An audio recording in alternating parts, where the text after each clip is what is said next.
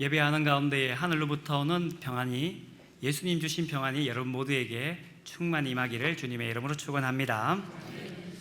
여러분, 설교에는 두 가지의 설교의 종류가 있다고 합니다. 제가 한 이야기고 아니고 어느 교회 목사님 설교를 듣다 보니 두 가지의 설교가 있다고 합니다. 첫 번째 설교는 좋은 설교라고 합니다. 좋은 설교는 설교를 귀담아 듣게 되고 들은 그 설교가 내 마음속에 간직하게 되고, 그래서 1시간 동안 예배를 드려도 시간 간 줄 모르고 그 설교를 잘 듣는 것, 그래서 놀랍고 경탄하는 설교가 있다고 합니다. 예수님 설교도 마찬가지였습니다. 산상수훈의 말씀을 마치는 설교를 보면 그들이 참 좋고 놀라운 설교를 듣게 되었죠. 또 한편에 또 다른 두 번째의 종류의 설교가 있습니다. 좋은 설교가 있으면 어떤 설교가 있을까요? 그렇게 말할 줄 알았습니다. 안 좋은 설교가 있는 것이 아니라, 설교는 하나님 말씀은 다 좋은 말씀입니다. 그런데 그 말씀이 제대로 연결되지 않아서 지루한 설교가 있다고 합니다. 그러니까 설교는 좋은 설교와 지루한 설교가 되게 되는 거죠. 지루한 설교를 들으면 30분이 왜 이렇게 안 가는가, 이렇게 길 수 있단 말인가, 혹은 졸음을 혹은 잠을 주무시는 분도 있을 수 있습니다. 잠을 자지 않고 지루한 설교 시간에 이 설교자의 얼굴을 보게 하는 방법이 있다고 합니다. 여러분, 어떤 방법인지 아십니까? 저 뒤편에 있는 시계를 여기다 붙이는 겁니다. 그러면 모두가 다 주목하여 본다고 합니다. 이 좋은 설교에도요, 두 가지의 설교가 있다고 합니다. 첫 번째는 은혜를 끼치고 은혜를 받는 설교입니다. 예수님 말씀을 듣고 나면 사람들이 마음속에 감동을 얻게 되고, 그 감동으로 말미암아 그들이 하나님의 길을 걸어가게 되고, 우리가 어찌할꼬라는 고백으로 나아가는 것을 볼 수 있습니다. 예수님께서 산에서 말씀을 전하신 마태복음 5장에서 7장까지의 산상수훈의 마지막에 이렇게 말씀을 마칩니다. 7장 28절을 보면 예수께서 이 말씀을 마치심에 무리가 그의 가르침에 놀랐다라고 말씀해 주고 있습니다. 좋은 설교, 예수님 말씀이 우리의 마음속에 들어올 때에 그 사람들은 그 말씀에 감동 감화받고 놀랍고 경탄하고, 그리고 이렇게 고백합니다. 우리가 어떻게 해야 합니까? 우리가 무엇을 해야 합니까? 라고 나아가게 되는 것이죠. 또 하나, 예수님의 말씀 좋은 설교를 들으면 어떤 반응이 있냐면 앞의 반응과 전혀 다른 반응이 있습니다. 비판하고 잡으려고 하고, 심지어는 돌로 치려고 하는 장면들이 예수님이 말씀할 때에 나타나는 것을 볼 수 있습니다.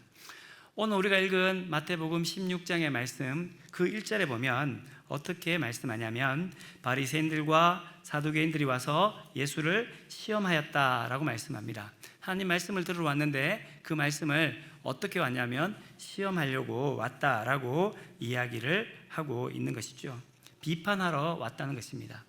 하나님 말씀을 듣는데 반응이 어떠냐면 비판하는 사람들이 그 속에 있는 겁니다. 비판을 좀 더 나아가면 그 다음 예수님을 감옥에 가두려고 합니다. 마태복음 21장 45절 46절 말씀에 보면 대제사장들과 바리새인들이 예수의 비유를 듣고 자기들을 가리켜 말씀하심을 알고 잡고자 했다. 그러나 무리가 무서워서 못 잡았다라고 얘기합니다.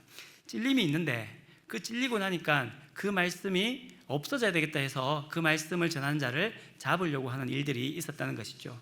좀 더 나아가서는 잡는 것으로 끝나는 것이 아니라 완전히 없애려고 하는, 죽이려고 하는 일들이 있습니다. 요한복음 10장에 보면 예수님이 영생을 말씀합니다. 그 말씀을 들었을 때에 그들이 이렇게 말합니다. 요한복음 10장 31절에 보면 유대인들이 다시 돌을 치려 하거늘이라고 이야기합니다. 그러니까 좋은 설교는 하나님의 경이로움, 놀라고 우리가 어떻게 해야 됩니까? 이렇게 반응하기도 하고, 또 좋은 설교는 잡으려 하고 비판하고 심지어는 돌을 치려고도 한다는 것입니다. 그래서 저를 가르치신 선생님이, 제가 전도사, 그러니까 목사 안수를 받기 전에 이런 말씀을 하셨습니다. 정전도사, 좋은 설교는 어떤 설교인지 아니? 예배하고 나올 때 성도들이 다 은혜 받았습니다 하면 자기의 설교를 잘 돌아봐야 돼. 그런데 예배하고 나올 때에 사람들이 돌을 치려고 하면 내가 설교를 잘했구나 라고 생각하면 돼 라고 우스갯소리를 했던 기억이 납니다.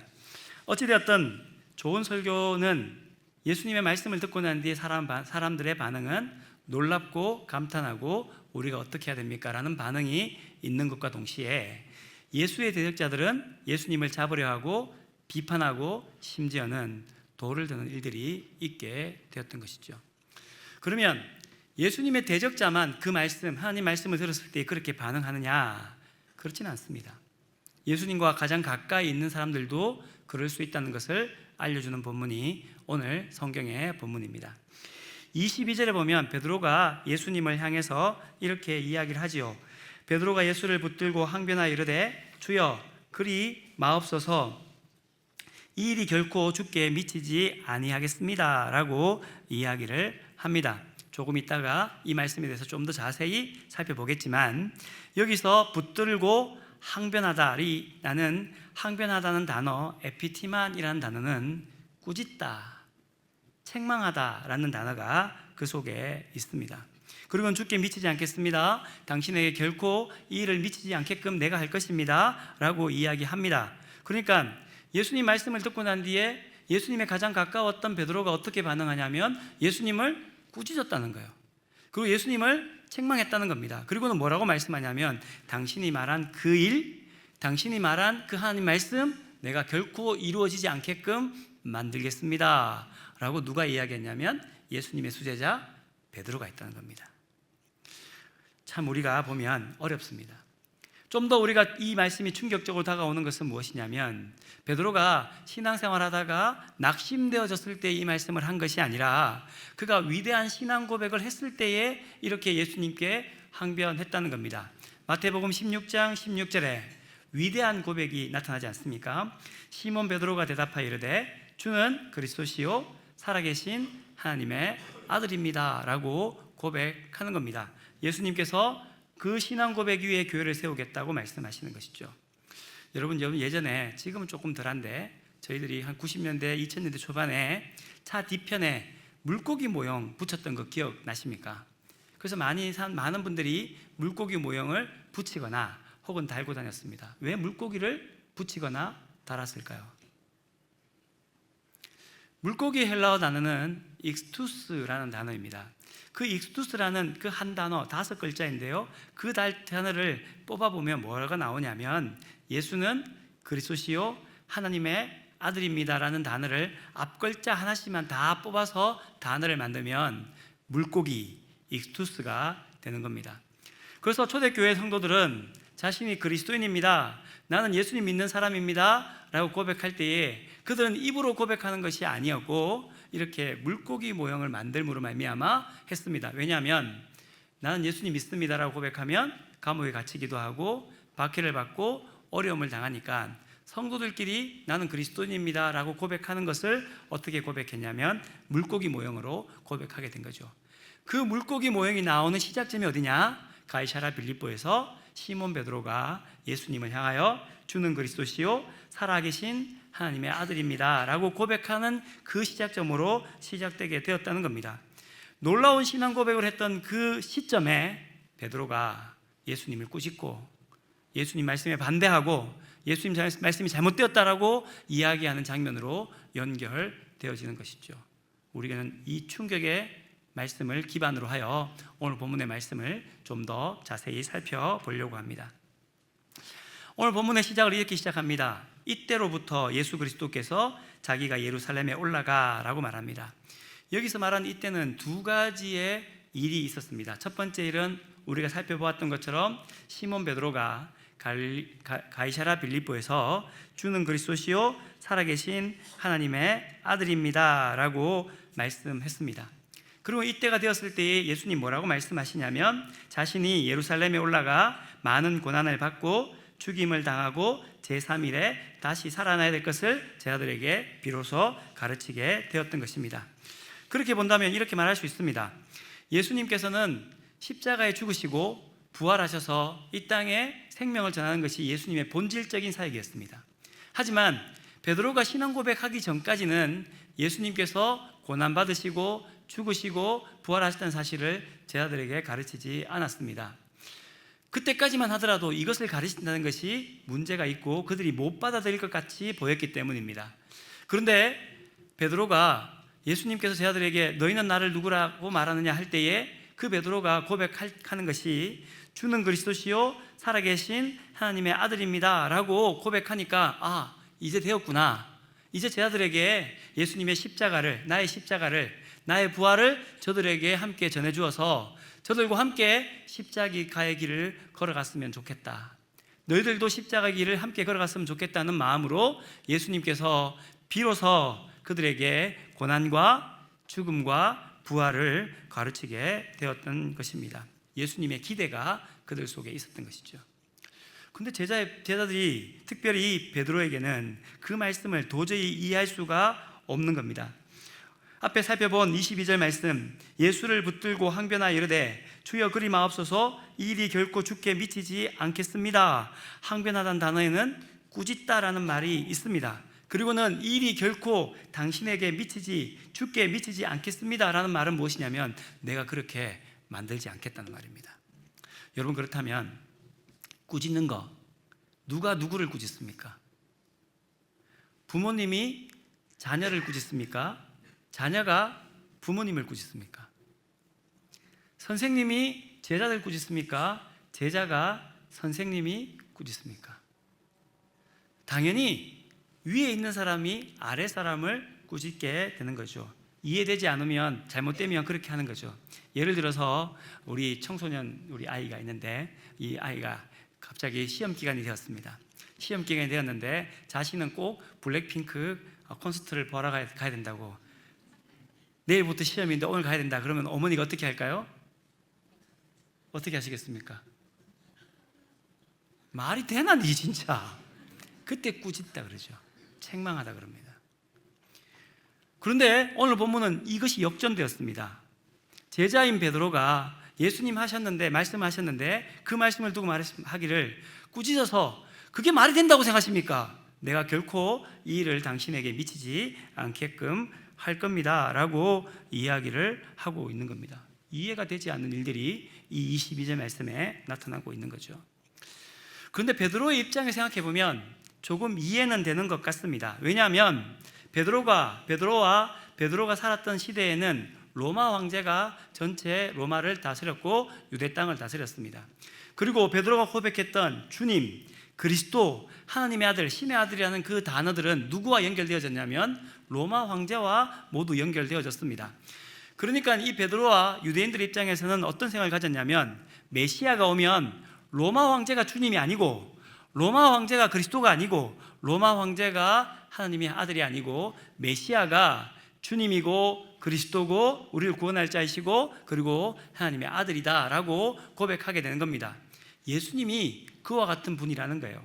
그러니까 이 베드로의 생각에는 어떤 생각이 있냐면 예수님께서 이제 가이사랴 빌립보를 떠나 예루살렘에 들어가면 로마의 제국을 물러가게 하고 그곳에서 왕이 되고 주님이 되어서 우리를 영원히 다스릴 주님이 될 것입니다. 주는 그리스도시요 살아계신 하나님의 아들입니다 라는 고백이 그 속에 있는 것이죠. 그러니까 예수님께서 고난을 말하고 십자가를 말하고 부활을 말하니까 이게 이해가 되지 않는 겁니다. 이미 자기 속에는 결정된 자기의 생각과 틀로 있는데 그것을 예수님께서 깨고 있으니 이해가 되지 않는 겁니다. 거기다가 예수님이 십자가에서 죽는다고 이야기합니다. 유대인들 입장에서는 그 십자가에 죽는 것은 저주받은 사람이나 하는 일들이 십자가에 죽는 건데, 내가 주님이라고 고백한 당신이, 내가 주님 그리스도라고 고백한 당신이, 내가 살아계신 하나님의 아들이라고 고백한 당신이 십자가에 죽는다니까, 십자가에 죽는다고요? 나는 그걸 이해할 수 없습니다. 받아들일 수 없습니다. 당신에게 결코 이러한 일들이 일어날 수 없다고 하는 겁니다. 그래도 제자인 베드로가 이렇게 말할 수 없지 않겠습니까? 근데 왜 베드로가 이렇게 했겠습니까? 베드로는 16장에 이 말씀이 있기 전에 예수님을 많이 경험했습니다. 14장에 보면 오병이의 기적을 통하여서 물고기 2마리와 떡 5개를 통하여 5,000명을 먹인 사건을 베드로가 경험했습니다. 물 위를 걸을 때에 물을 빠져가는 자기의 모습을 바라보며 낚아채 시며 자기를 구원한 예수님을 바라보기도 했습니다. 근데 어떻게 이 베드로가 예수님에게 꾸짖으며 당신에게 결코 이 일이 일어나지 않을 겁니다, 내가 그렇게 만들지 않을 겁니다 라고 말할 수 있었을까 하는 질문이 우리에게 듭니다. 우리는 그 앞에 한 사건을 그래서 잘 살펴봐야 합니다. 베드로가 신앙 고백을 합니다. 주는 그리스도시요 살아계신 하나님의 아들입니다. 그때 예수님께서 그에게 이렇게 말씀합니다. 17절 말씀, 바요나 시몬아 내가 복이 있다. 18절 말씀, 또 내가 내게 이르노니 너는 베드로라. 내가 이 반석 위에 내 교회를 세우리니 음부의 권세가 너에게 이기지 못할 거다. 그래서 하나님께서 그에게 복되다라고 말합니다. 어떤 복을 주시냐면요, 19절에 이렇게 말씀합니다. 내가 천국 열쇠를 내게 주리니 내가 땅에서 무엇이든지 매면 하늘에서도 매일 것이요 내가 땅에서 무엇이든지 풀면 하늘에서도 풀리리라 라고 말씀합니다. 자, 이제 베드로가 신앙 고백하고 난 뒤에 베드로가 어떤 말이나 행동을 합니다. 그 베드로의 말과 행동은 누가 보증하는 겁니까? 하늘에서 보증하는 거예요. 그러니까 베드로의 말이나 베드로의 행동이 하나님 말씀처럼 들리는 겁니다.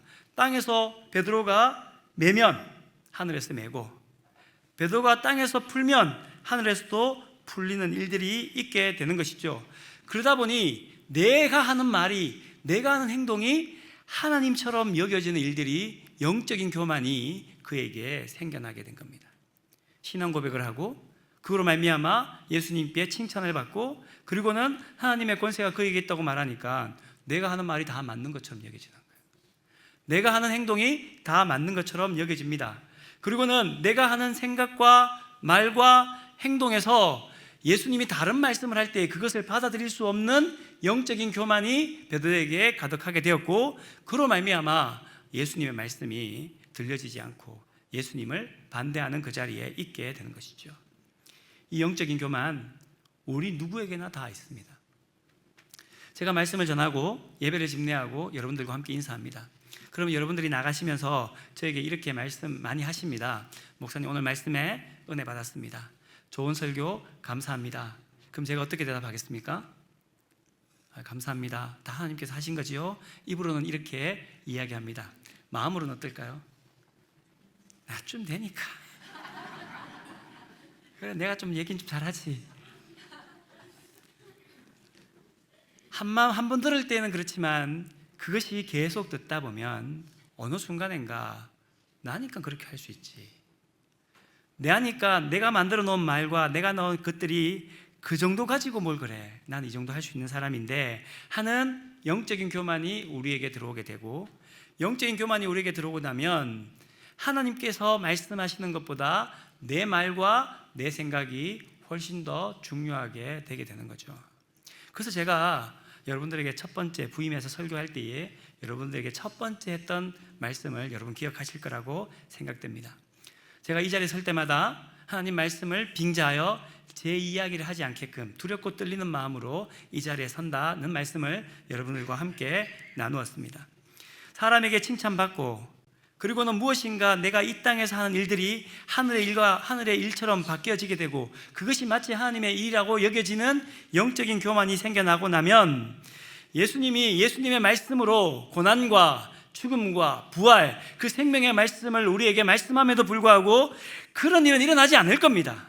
당신이 잘못 생각한 겁니다. 예수님까지도 꾸짖을 수 있는 교만한 마음이 우리에게도 있을 수 있다는 겁니다. 교회를 개척한 목회자들, 그런 영적인 교만이 생길 수 있습니다. 신령한 은사를 받아서 은사를 많은 사람에게 행하는 사람들, 그런 거 생길 수 있습니다. 교회를 오래 다니며 교회에 많은 헌신을 하는 분들, 그런 영적인 교만들이 생겨날 수 있습니다. 오랫동안 신앙생활에서 많은 이야기를 듣다 보니 그 이야기가 나에게 영향력을 미치지 않음에도 불구하고 마치 내가 성숙한 사람처럼 생각하는 영적인 교만도 우리에게 있을 때가 있습니다. 사랑하는 성도 여러분, 오늘 말씀 듣는 가운데에 그 영적인 교만에서 벗어나는 은혜가 여러분 모두에 있기를 주님의 이름으로 축원합니다. 그 영적인 교만을 가진 베드로에게 예수님 뭐라고 말씀하시냐면 이렇게 말씀합니다. 사탄아, 내 뒤로 물러가라. 신앙 고백을 했던 그 베드로가 한순간에 사탄이 되어버리게 된 겁니다. 왜 사탄이냐? 내가 하나님의 일을 생각하지 아니하고 도리어 사람의 일을 생각하기 때문이다 라고 말합니다. 사탄아 물러가라 하는 말씀, 여러분 어디서 많이 본 말씀이지 않습니까? 예수님께서 공생애를 시작하기 전에 사탄에게 시험을 받습니다. 돌을 떡이 되게 먹게 해라. 그리고는 거룩한 성에 올라가서 뛰어내려라. 그리고는 또 내게 천하만국의 모든 좋은 것을 보고는 내게 절하면 다 주겠다라고 말씀합니다. 그때 예수님 뭐라고 말씀하시냐면, 너는 하나님 말씀으로 살 것이다. 주 너의 하나님을 시험하지 말라. 주 너의 하나님께 경배하고 다만 그를 섬기라 라고 말씀하고 있습니다. 예수님께서 사탄이 예수님에게 시험할 때 그 앞에 늘 나오는 단어가 있습니다. 무엇이냐면 내가 하나님의 아들이거든 입니다. 맞죠? 예수님이 하나님의 아들이죠. 예수님이 하나님과 똑같은 분이십니다. 그러면 돌이 떡이 되게 해서 먹을 수 있고, 높은 곳에나 떨어지면 천사들이 수종될 수 있습니다. 다 맞는 말씀인 것 같습니다. 그런데 문제는 뭐냐면 하나님의 일은 생각하지 아니하고 사람의 일을 생각하며 하라고 사탄이 우리에게 그렇게 유혹하고 시험하는 일들이 우리에게 있다는 것입니다. 베드로와 같이 신앙 고백을 아주 위대하게 하고 우리가 신앙생활을 잘하고 하나님을 우리의 입으로 이야기한다 할지라도 우리가 하나님의 일을 생각하고 하나님의 마음으로 그 일들을 감당하는 것이 아니라 사람의 생각으로 사람의 마음으로 그 일들을 감당하면 사탄이 되어지고 만다는 것입니다. 영적 교만이 그의 마음에 가득하게 되었고 그 영적 교만한 마음을 가지고 생각하고 움직인 일이 하나님의 일이 아니라 사탄의 일이 되고 만다는 것입니다. 여기서 우리는 중요한 한 가지를 발견하게 됩니다. 우리도 베드로도 사탄의 자리에 있을 수 있다는 겁니다. 하나님의 이름을 말하고 하나님을 빙자하여서 하나님과 반대편에서 주장하고 일하고 삶을 살아갈 수도 있다는 것입니다. 그렇다면 우리는 어떻게 베드로가 신앙 고백을 했던 그 모습 그대로 하나님의 일들을 생각하며 하나님의 뜻대로 살아갈 수 있는 제자의 삶으로 살아갈 수 있을까요? 그것은 하나님 말씀이 우리에게 들려져야 합니다. 오늘 말씀에 사탄아 내 뒤로 물러가라 라고 말합니다. 그 말은 바꿔 이야기하면 우리가 하나님보다 앞서면 안 된다는 겁니다. 우리가 이런 이야기 많이 하죠. 하나님과 함께 살아갑니다. 예수님과 함께 동행합니다 라고 말합니다. 또 한편으로는 예수님과 더불어 살아간다고 이야기를 합니다. 또 어떨 때는 이렇게 말합니다. 나의 등 뒤에서 나에게 힘을 주시는 예수님입니다 라고 말합니다. 자, 그러면 여러분, 하나님은 내 앞에 있어야 됩니까? 내 옆에 있어야 됩니까? 내 뒤에 있어야 됩니까? 성경에는 앞에 있다고 이야기하기도 하고 옆에 있다고 얘기하기도 하고 뒤에 있다고 이야기도 하는데, 그러면 우리는 어디에 있어야 합니까? 사탄아 내 뒤로 물러가라는 이 말씀은 도대체 어떤 의미입니까? 하는 겁니다. 하나님께서 나의 앞에, 옆에, 뒤에 있다는 그 성경 말씀에는 딱 한 가지입니다. 그 하나님 말씀을 우리가 듣고 하나님의 공급하시는 힘으로 말미암아 살아갈 때에 우리는 예수님을 따르는 자가 될 수 있고 신앙 고백을 하며 살아갈 수 있는 자가 될 수 있고 예수님과 더불어 살아가는 제자의 모습이 될 수 있다는 것이죠. 그러니까 제자로서 성도로 살아갈 때에 가장 중요한 것은 하나님 말씀이 우리에게 들려져야 합니다. 어떤 말씀이 들려져야 됩니까? 오늘 말씀이 이렇게 말씀합니다. 24절 말씀, 이에 예수께서 제 아들에게 이르시되 누구든지 나를 따라오려거든 자기를 부인하고 자기 십자가를 지고 나를 따를 것이니라. 자, 들려지는 말씀 첫 번째, 누구든지 나를 따라오려면 어떻게 해야 됩니까? 자기를 부인하라는 것입니다. 예수님께서 12제자들을 불렀습니다. 특별히 베드로와 안드레와 야고보와 요한을 불렀을 때에 그 베드로와 안드레와 야고보와 요한이 이렇게 말합니다. 그들의 거물을 버려뒀습니다. 그들의 배를 버렸습니다. 그들의 가족을 버리고 예수님을 따랐습니다 라고 말합니다. 그것 버리는 것만으로는 충분하지 않다는 겁니다. 마지막 중요한 것은 무엇이냐면 자기를 버리라는 것입니다. 베드로가 사탄의 자리에 있을 수밖에 없는 이유는 무엇이냐면 자기가 그 속에 가득했기 때문입니다. 자기가 생각하는 메시아, 자신이 생각하는 스승 예수님, 자신의 경험과 생각에 빠져 하나님을 제한했기 때문에 베드로는 자신도 모르게 하나님이 아닌 자기로 가득 차 있었고, 그로 말미암아 위대한 신앙 고백을 입으로 했다 한다 할지라도 그는 하나님의 일이 아닌 사람의 일, 자기의 일을 생각하며 살아갔다는 것이죠. 우리가 우리의 인생에 우리의 주인 되는 것이 아니라 하나님이 우리의 주인 되는 삶을 고백하는 것, 그것이 바로 자기를 부인하는 것입니다. 옛사람을 부정하고 날마다 하나님을 날마다 매일마다 긍정하며 살아가는 삶이 자기를 부인하는 삶입니다. 예수님을 따라가겠습니다 하면 두 가지의 길이 우리 앞에 있습니다. 첫 번째 길은 하나님을 인정하고 하나님을 따라 살아가는 길입니다. 두 번째 길은 육체의 욕심을 따라 살아가는 겁니다. 우리는 성도로 살아갈 때에, 예수님을 따른다고 고백할 때에 늘 이 두 가지의 길의 선택에 우리는 앞에 서 있습니다. 그래서 갈라디아서 5장 16절에 이렇게 말씀합니다. 성령을 따라 행하라. 그리하면 육체의 욕심을 이루지 아니하리라 라고 말씀합니다. 우리가 육체의 욕심을 따라 살아가면서 우리가 우리 마음속에 육체로, 나로 가득 채워가는 삶이 되지 않으려면 성령께서 날마다 말씀하시는 것을 듣고 그 성령을 따라 살아가는 삶이, 즉 성령에 이끌리는 삶이 제자의 삶인 우리의 모습인 것을 우리는 기억해야 합니다. 첫 번째, 우리 누구든지 나를 따라오려거든 자기를 부인해야 된다. 성령의 말씀을 따라 성령으로 충만한 삶을 살아야 된다라고 말씀합니다. 두 번째는 무엇이냐면 자기 십자가를 지고 나를 따를 것이니라 라고 말씀합니다.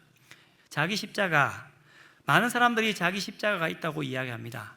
육체의 연약함이 자기의 십자가가 되기도 합니다. 어떤 분은 부모님이 내 십자가라고 이야기하기도 하고, 어떤 분들은 자녀가 내 십자가라고 이야기도 하기도 합니다. 그러나 오늘 우리가 자기 십자가를 지고라는 말 속에는 그 십자가는 누가 먼저 졌는가를 깊이 생각하며 그 십자가를 생각해 봐야 합니다. 누가 십자가를 먼저 졌냐면 예수님께서 십자가를 먼저 지셨죠. 예수님께서 십자가 지실 때에 하셨던 일이 있습니다. 십자가의 길을 가기 전에, 그 전에 하셨던 일은 겟세마네 동산에 가셔서 기도하셨습니다. 예수님 겟세마네 동산에서 기도를 이렇게 하셨습니다. 하나님, 이 잔을 내게서 좀 옮겨 주십시오. 그러나 나의 원대로 마시고 아버지의 원대로 하시옵소서. 자기를 부인하는 삶이 곧 자기 십자가를 지는 삶이라는 것을 말합니다. 내가 없어지고 하나님이 원하시는 대로 움직이는 것이 자기 십자가라는 것이죠. 내가 없어지고 하나님으로 가득 찬 삶이 무엇이냐? 예수님이 십자가에 대해서 이렇게 말씀합니다. 마태복음 20장 28절 말씀해 보면 인자가 온 것은 섬김을 받으려 함이 아니라 도리어 섬기려 하고 자기 목숨을 많은 사람의 대속물로 주려 함이니라. 자기 십자가를 지고 나를 따를 것이니라 하는 제자의 삶 속에는 무엇이 있냐면 예수님께서 섬기고 희생하듯이 우리도 섬기고 희생하는 것이 우리에게 있어야 한 겁니다. 자기를 내어줌으로 사람을 살리고 자신이 없어짐으로 우리가 살아나게 된 은혜와 사랑에 희생에 감사하여 우리도 예수님처럼 자기 십자가를 지고 예수님을 따라가는 제자가 되어야 된다라고 말씀하고 있습니다. 그렇게 본다면 십자가는 자기 부정이 담겨져 있습니다. 그렇게 본다면 십자가는 자기의 희생과 섬김이 담겨져 있습니다. 우리 속에 있는 자기 야망과 자만심을, 내 것을 하나님으로 말미암아 버리는 것, 자기 십자가입니다. 하나님으로 말미암아 자기를 희생하고 시간을 희생하고 물질을 희생하고 하나님으로 말미암아 하나님이 바라보듯 나를 바라보고 내 옆에 있는 형제 자매를 바라보는 것, 자기 십자가입니다. 우리 교회가 자기 십자가를 지는 분들이 참 많습니다. 희생과 헌신, 그것을 통해 교회가 있게 되죠. 이제 예배를 마치고 나면 여러분 점심 식사를 하러 갈 겁니다. 여러분 김치가 여러분들에게 나올 거예요. 그 김치는 언제 남겨졌냐면 금요일 아침 권사님이 일찍 오셔서 절이셨습니다. 그리고 저녁에는 집사님과 함께 그 김치를 열심히 버무린 김치가, 그렇게 헌신하고 희생한 김치가 오늘 여러분들에게 함께 먹는 김치가 됩니다. 어제 또 준비하셔서 점심 식사를 하게 되죠. 주일 오찬을 매주일마다 준비하는 그 희생과 섬김의 십자가가 우리 성산교회 하나님의 교회에 있습니다. 또 11시 예배에 지금 우리 아이들을 양육하고 있는 우리 교사들, 선생님들이 있습니다. 일찍 나오고 준비하고 그렇게 희생하고 섬김으로 말미암아 우리 자녀들을 세워갑니다. 아름다운 찬양으로 찬양하는 찬양대의 헌신도 이 자리에 있습니다. 한 곡, 한 5분 되나요? 4분도 안 되는 곡을 위하여 주일 예배를 마치고 나면 1시간씩, 또한 주일 예배 전에 1시간씩 오셔서 준비하고 헌신하여 하나님을 찬양합니다. 주차위원이 있습니다. 여름이 되면 땀을 한 바가지나 흘러가며 주차를 준비하고 헌신하는 분의 그 헌신으로 말미암아 주차가 또한 잘 이루어지게 됩니다. 토요일이 되면 맡으신 분들이 본당에서, 소예비실에서, 현관에서, 화장실에서 자신의 일을 청소하며 하나님의 교회를 아름답게 만들어갑니다. 그 헌신과 희생의 자기 십자가가 하나님의 교회를 이렇게 아름답게 만들어가고, 누구든지 나를 따라오려거든 자기를 부인하고 자기 십자가를 지고 나를 따를 것이니라는 성도와 교회를 만들어가게 될 줄 믿습니다. 오늘 본문에 나오는 이 24절 말씀, 이 말씀이 누가복음에도 똑같이 병행구로 나오는데요, 거기 보면 한 가지 더 중요한 것이 있습니다. 누가복음 9장 23절, 또 무리에게 이르시되 아무든지 나를 따라오려거든 자기를 부인하고 날마다 자기 십자가를 지고 나를 따를 것이니라. 십자가는 그냥 한 번 지고 끝나는 것이 아니고요, 매일마다 자기를 부인하고 예수님의 십자가를 생각하며 자기를 희생하고 헌신하고, 그로 말미암아 예수님의 그 생명력이, 그 십자가의 보혈의 능력이 나를 통하여 나에게도 충만히 임하여지고, 나를 통하여 내 옆 사람에게도 흘러나가는 놀라운 은혜가 예수님의 제자들에게, 성도들에게, 하나님의 교회에 함께 있을 줄 믿습니다. 우리 성도와 교회가 그 놀라운 은혜를 함께 누리시는 그 시간들이 날마다 있기를 주님의 이름으로 축원합니다. 우리 이 시간 입으로 함께 고백하겠습니다. 그 고백, 하나님의 사랑이 영원히 함께하리. 십자가의 일을 걷는 자에게, 순교자의 삶을 사는 자에게 예수님을 따라 제자로 살아가겠습니다. 함께 우리 입으로 찬송으로 고백하겠습니다.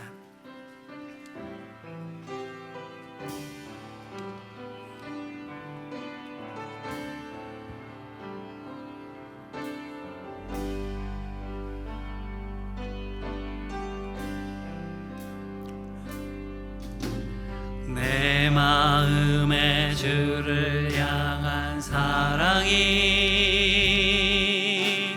나의 말엔 주가 주신 진리로 나의 눈에 주의 눈물 채워주소서.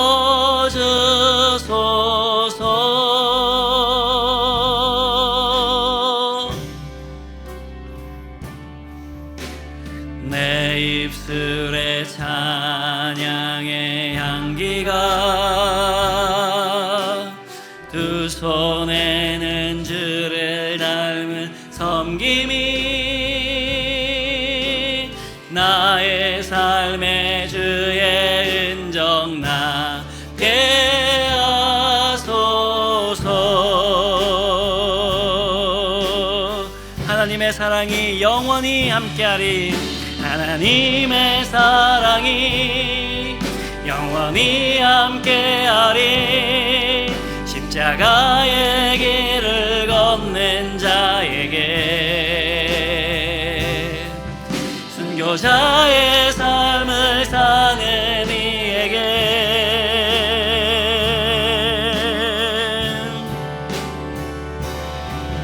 조롱하는 소리와 유혹 속에도 주의 순결한 신부가 되리라. 내 생명 주님께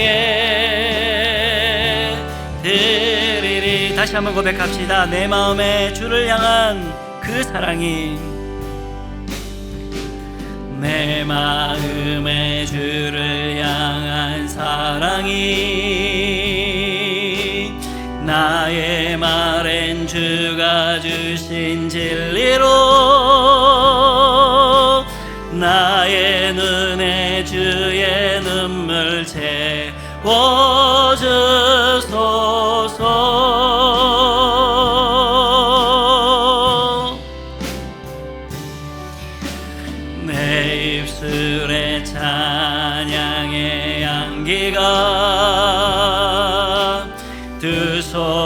나에는 주를 닮은 나의 삶에 주님의 흔적이 남게 하시옵소서. 삶의 주의 흔적 남게 하소서. 하나님의 사랑이 우리와 영원히 함께 하실 것입니다. 하나님의 사랑이 영원히 함께하리. 십자가의 길을 걷는 자에게, 순교자의 삶을 사는 이에게,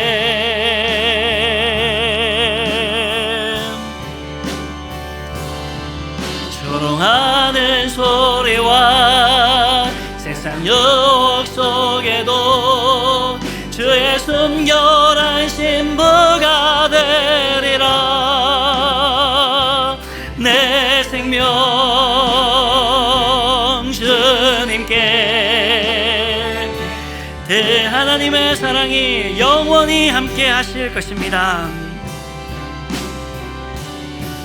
하나님의 사랑이 영원히 함께하리. 십자가의 길을 걷는 자에게,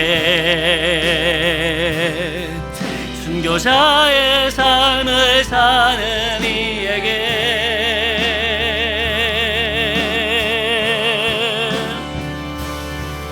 조롱하는 소리와 세상 유혹 속에도 주의 순결한 신부가 되리라.